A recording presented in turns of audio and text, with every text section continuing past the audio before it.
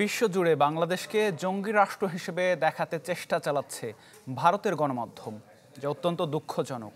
এটা কারো জন্যই মঙ্গলজনক নয় বলে মন্তব্য করেছেন পররাষ্ট্র উপদেষ্টা তৌহিদ হোসেন। রাজধানীতে এক অনুষ্ঠানে তিনি আরও বলেন, ১৫ বছরে বাংলাদেশ বিভিন্ন জোটে যোগ দিলেও দূরদর্শিতার অভাবে লাভ হয়নি দেশের।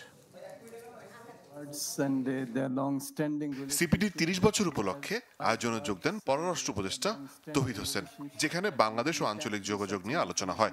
পররাষ্ট্র উপদেষ্টা অভিযোগ করেন, ভারতের গণমাধ্যম বিশ্বজুড়ে বাংলাদেশকে জঙ্গিবাদের রাষ্ট্র হিসাবে প্রতিষ্ঠার অপচেষ্টা চালাচ্ছে, যা অত্যন্ত দুঃখজনক।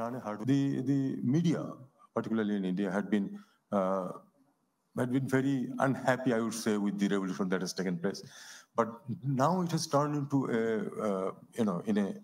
in a sort of organized propaganda, not only in India but all over the world, to prove that Bangladesh is going to become some sort of a state where the minorities are oppressed.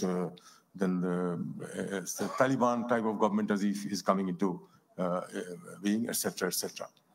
পররাষ্ট্র উপদেষ্টা বলেন, গেল ১৫ বছরে বাংলাদেশ একাধিক আঞ্চলিক জোটে যোগ দিয়েছে ঠিকই, তবে রাজনৈতিক সরকারের দূরদর্শিতার অভাবে সুফল পাওয়া যায়নি। CPD has very good connections, not only South Asia but beyond also, and I think the role that they could play is just thinking aloud. Of course, there are much more brilliant people in CPD who can really chart their way.